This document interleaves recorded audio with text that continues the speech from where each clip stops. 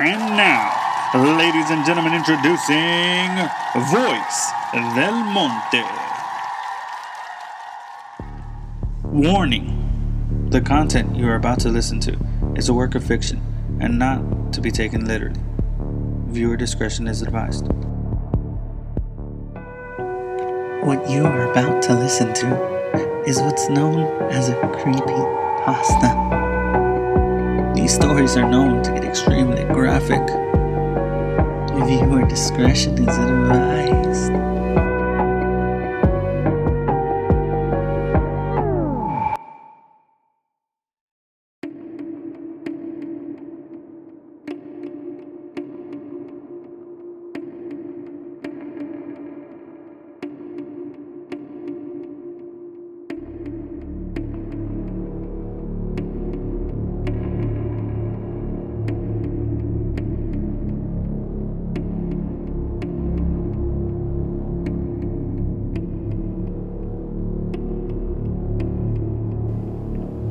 Something strange happened to my brother, Alex.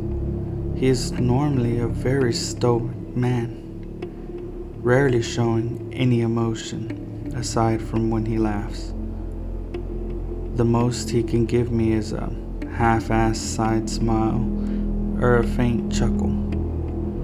The only way to get any confirmation from him is by directly asking how he is, which he is at least very honest about. He isn't depressed, as far as I know. We just suspected that he just isn't that good at expressing emotions. But one morning, things were different. Me and Mother were downstairs in the kitchen eating breakfast. Normally, Alex is the first to wake up, but not today. We guessed he stayed up late reading or something. Eventually, he came downstairs, and my mother greeted him. However, she stopped her words halfway, though. I turned around to see what caught my mother's tongue and saw something I never thought I'd see. Alex was standing there, smiling. No half-assed side grin this time. It was a full, ear-to-ear smile with teeth. It was a normal smile, but seeing it on Alex's face, it felt much more significant than it probably was. It shocked me, and it shocked my mother just as much. Like it was the first time we ever saw Alex smile. It took a few seconds of minor disbelief for my mother to finally ask him what he's smiling about.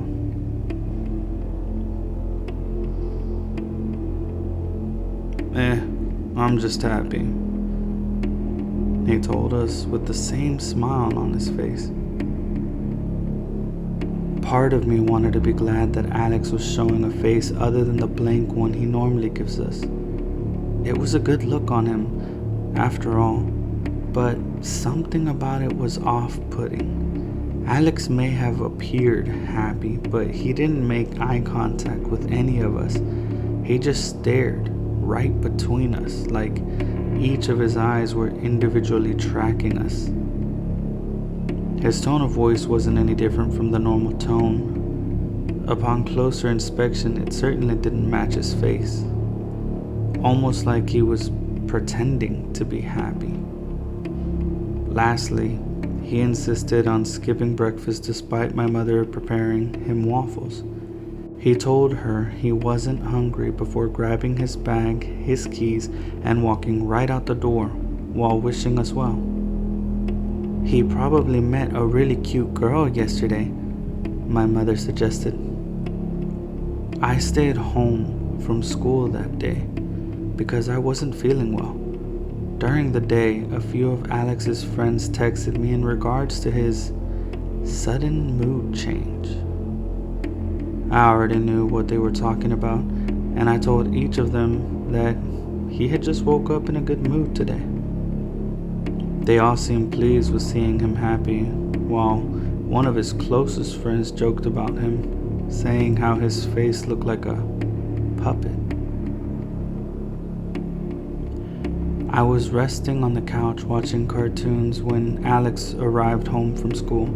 To my surprise, that same smile he woke up with was still there. I even saw the glint of his pearly teeth from where I was lying down. Mother greeted Alex as he walked in and, like this morning, was shocked to see he was still smiling. She finally decided to break the ice and ask him what's got him in such a good mood. "I'm just happy, that's all," he said in a steady tone. Mother pushed a little further and began asking questions. "Did you meet a cute girl, bump into an old friend, pass an exam with flying colors, anything at all?" "Nope, I'm just really happy." She excused him finally and he made his way upstairs to get ready for work. Me and Mom exchanged looks when he was no longer in sight. There was cause for concern, but neither of us could put a finger on it.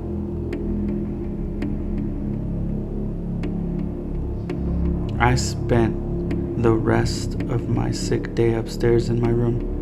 I was able to hear my brother come back from work, followed by what I could only interpret as an argument between him and Mom. It wasn't loud, but there were some obvious emotionally charged back and forth between them. Later, I heard Alex walk upstairs and enter his own room,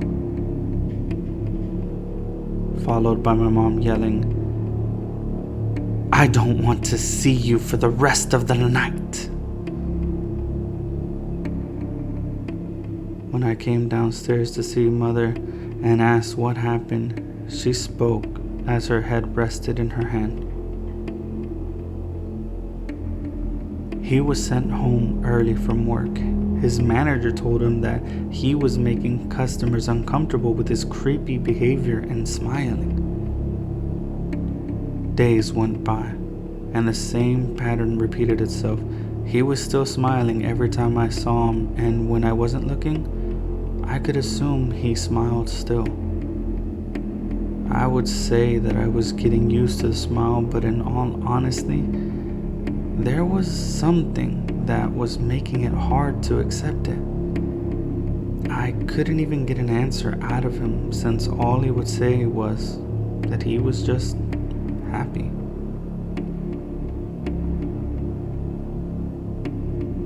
It changed one day. I got back from school after I started feeling better and saw that Alex wasn't home before me. Instead, I saw Mom and Dad sitting in the kitchen. From body language alone, it seemed like they were urgently waiting for me to come back before I could ask where Alex was. Dad held my hand and talked to me. "Son, go to your room." It took me by surprise. "Why? Did I do something wrong?" "No, but please, go to your room and wait for us."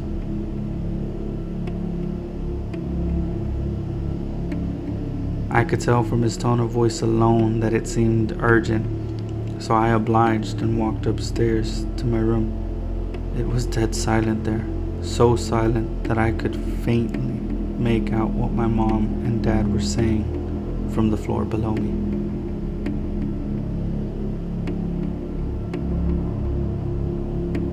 "He attacked me. Is he sick? They just tore?" I couldn't get anything else but simple words, but longer words and sentences weren't intelligible. I tried to listen closer to them, but I ended up picking up another person's voice instead. "Hey." I heard it from outside my room. "Hey." It sounded familiar. "Come over here." I picked up the tone and voice of Alex from where his room was. It was muffled as it passed through several walls as it came from his room to mine. "Let me show you something." I stepped out of my room to investigate, praying that if I could see Alex, that he was okay. I tiptoed out so that my parents didn't hear me and made it to Alex's door. I peeked through the door to find out. "Brother, I'm happy. I'm so happy, brother." Alex stood in the very center of the room, eyes staring directly at me. His smile was ever present, way beyond just grinning from ear to ear. The corners of his mouth were torn and broken, pushed apart by the new rows of 1,000 teeth. It reached from one side of the room to the opposite, looking more uneven the further from his head it extended. His lips stretched beyond what they should be able to, chipping and breaking like old paint on rotting wood.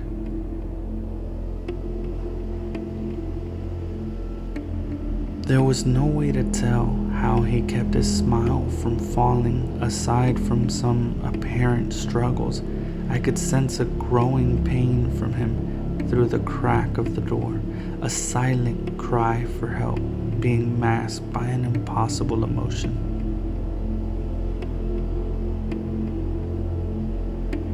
It was at that moment when I passed out, probably from shock, but I couldn't remember. I woke up on the floor, right in front of Alex's room. The door was wide open. The window in his room opened, and Alex was no longer inside. I heard the stomping of my dad rushing upstairs with my mom following him. Mom helped me stand while Dad searched inside Alex's room, then my room, then the bathroom, then their own bedroom. It was clear that wherever Alex was, he wasn't in our home anymore.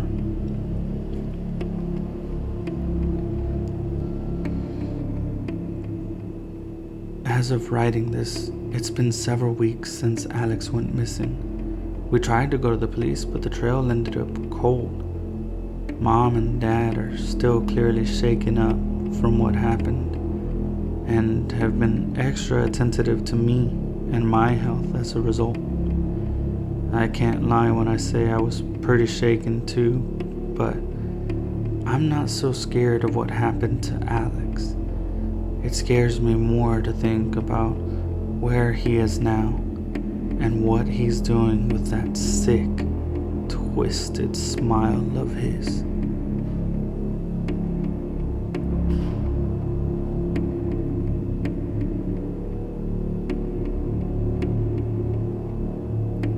Story credit goes to IAmBrego on NoSleep Reddit.